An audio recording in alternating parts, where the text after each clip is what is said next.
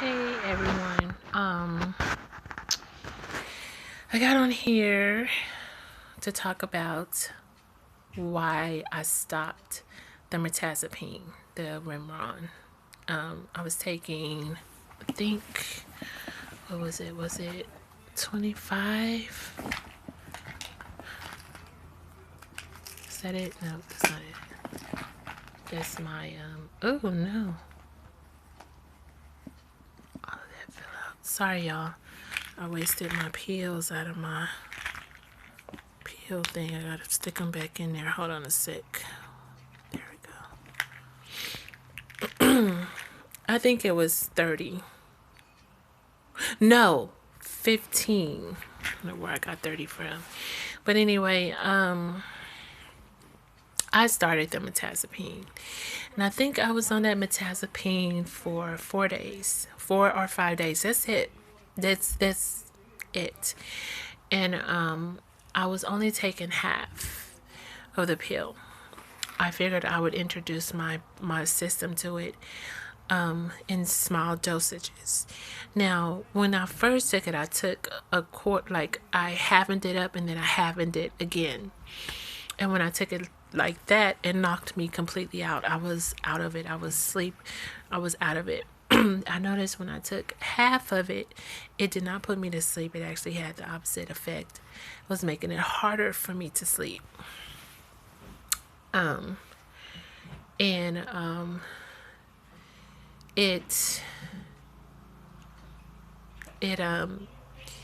made my anxiety worse. Okay, I'm already dealing with post-traumatic stress syndrome, and I take hydroxyzine for the anxiety, and that's great. That works really good. So I'm continuing to take that. I take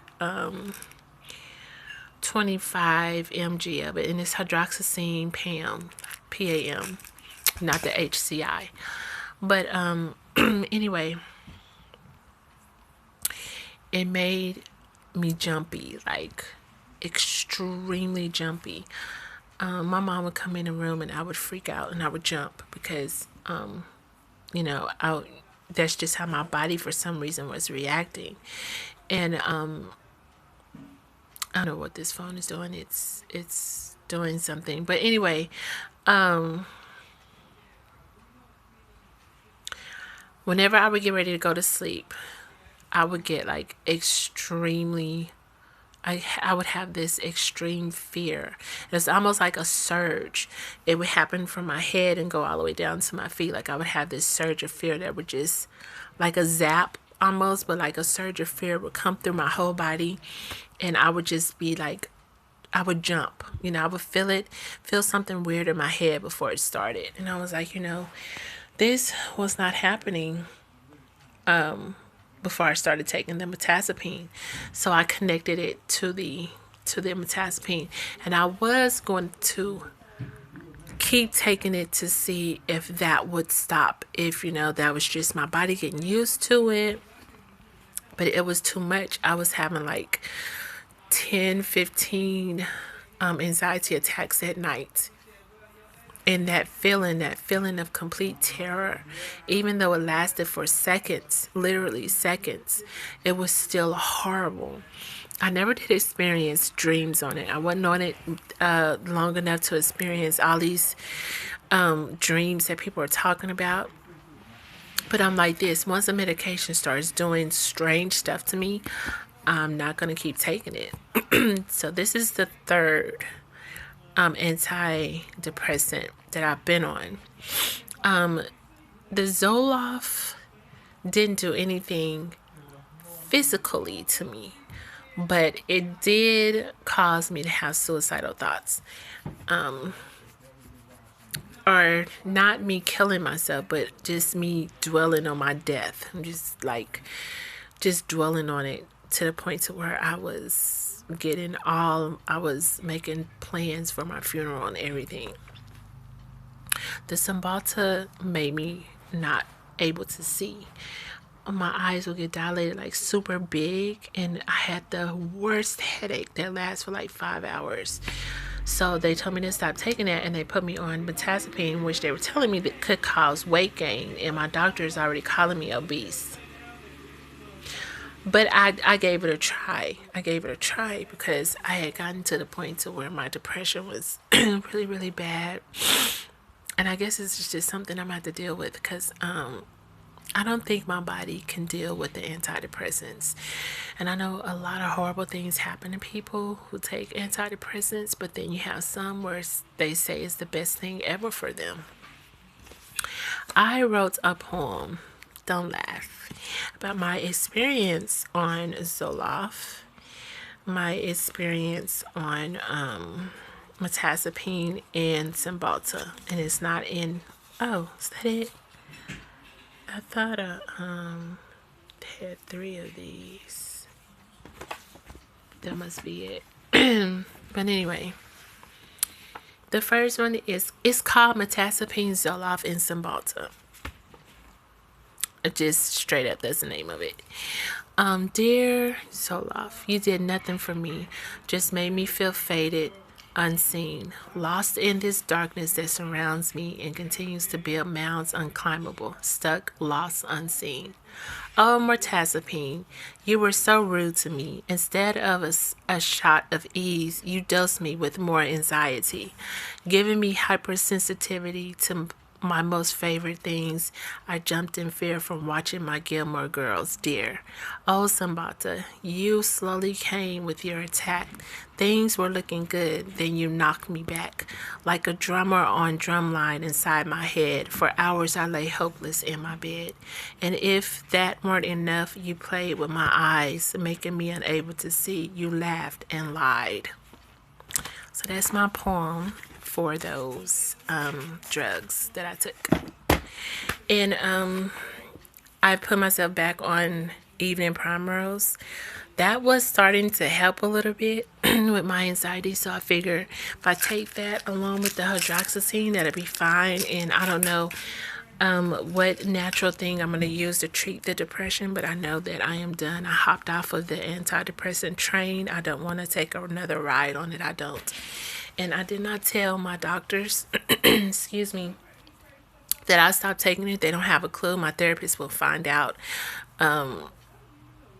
next week. Yeah, she'll find out next week because I see her next week and I will tell her then. And she's not really a fan of drugs anyway. She's not really a fan of it, so she's not going to be too upset with me. Oh, I hear ringing in my ears now. The Mirtazapine can cause tinnitus or whatever you call that, where you get the ringing in your ears. And it also caused that for me. Caused the ringing in the ears, and at night it gets like super loud and it's just so hard to deal with. And it actually has started to go away. Which lets me know that medicine was in my system for quite a while, because it's been a few weeks since I've taken the Mirtazapine.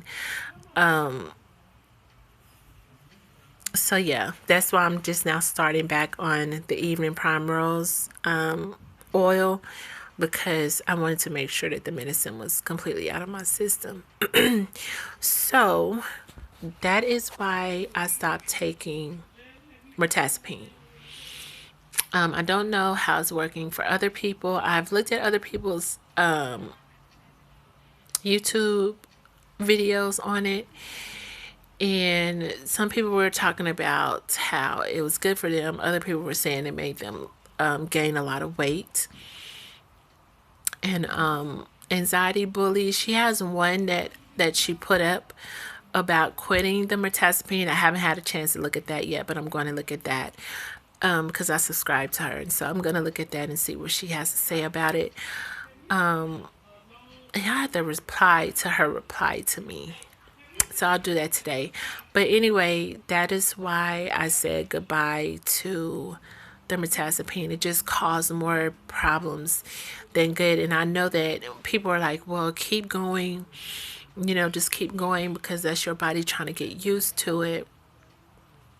And but when you have post-traumatic stress syndrome and you're already dealing with anxiety attacks, you don't need a medication that's going to escalate your attacks, because it's just going to make things worse for you. So I was unwilling to get that medication to try. Plus, I just refuse to sit here and take a medication that's going to make me fat. That's going to make me become an unhealthy weight. Let me put it that way.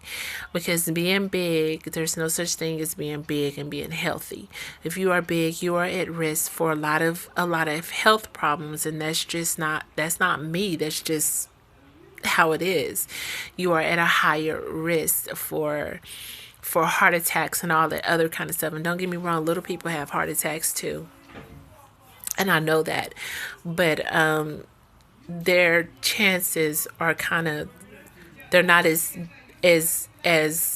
high as a person who has a lot of weight on them, because it's just not good for you, period. I'm not saying walk around and look like a skinny stick, but I'm not trying to gain all this extra weight. And no. But anyway, that is what I got on here to tell y'all today. I went to the meeting this morning, which was nice. I hadn't been able to go in a couple of weeks because I had the flu, and I didn't want to infect anyone else. So I stayed locked away inside for like 2 weeks. My first time was going out today. So that was nice to get out of the house and be outside and stuff. I am still kind of tucked away a little bit though, because I have this cough and I don't trust it. And it was I was around someone who was coughing. So when I came home, I took some oil of oregano. I took 4 drops of that, gave 4 drops to my child, because we both had the flu. And I'm like, the flu season is not over with. So, I do not want to get this flu again, because this flu is dangerous and it's killing people, and it's taking our babies and our loved ones away from us. And so, I don't want to end up getting it again, and my poor family struggling and stuff because it's taking me or my child out or whatever. So I'm trying to keep it at bay. Now I'm afraid of going out while the flu season is in full swing, which isn't good for my anxiety. And if I was to tell my therapist that, she would be like, yeah, I would get it. Pretty much. She would talk to me about my anxiety starting to run rapid. But anyway, that's pretty much it. Oh, I did my mailbox. I made me a little mailbox for my outgoing mail. As soon as I get this room out, I'll put together. I don't know how I'm gonna do that, but I gave myself till Wednesday or Thursday? I think it was Wednesday. So I have a few more days to get it together. But see, my little and no, that is not a flag, and it looks like it, but it's not. It's like shiny. I put my mail in there. So yeah. Oh, and this piece of mail right here, let me tell y'all about this right quick. I know this video is long. Please bear with me. After I finish talking about this, then I'll be done. I was on the Zambata. Y'all know about that. Well, it's a company. A company sent me a letter, and they told me that they would send my medications to me for free in the mail if I was still taking the Zambata, to fill out the application and to send it in. And I'm like, well, I'm not on the Zambata anymore. And, if I'm going to let them know that I'm not on the Zambata anymore. And if they ask me, what am I on? And I'm like, nothing right now, because I'm not on anything right now. And, nothing but the hydroxyzine. You want to send me the hydroxyzine? Then yeah, that'll be great to have the anti-anxiety meds sent to me. I would like that. Y'all can help me out that way. So, but anyway, they actually sent that out to me. So I thought that was interesting. I don't know, you know, I know people do stuff for people out of having a caring heart and stuff, foundations and different things like that. And this is a foundation. This is not the pharmaceutical people, although, you know, they can be hand in hand with them. I don't know. I don't think they are, though. But, you know, I'm not really one that believes that these antidepressants are actually good for you to begin with, because they alter the chemicals in your mind, in your brain. They change stuff. And so for medication and to give you tinnitus or whatever that is, where you hear the ringing in your ears, is doing something in there that it's not supposed to be doing, because you're not supposed to hear ringing in your ears. That's a flaw. That's abnormal. For it to make you like really, really jumpy, you shouldn't be jumpy like that. It's doing something up there that it's not supposed to be doing. So actually it's making matters worse for the person who's taking it. So be careful, my friends who may be taking antidepressants. Be very, very careful. If you can, look up natural remedies for depression. There are certain juices that you can juice. I know a lot of people don't believe in that, but I believe that the earth heals, and I am going to find a solution for me and my child, and we are going to be just fine. So, yeah, that is what I'm doing. This video is extremely long, so I'm gonna go take my pills and, gosh, work on this room. So I will talk to y'all later. And no, I still haven't found my phone. I still have not found it, so I have to look for it. Alrighty, talk to you guys later. Bye.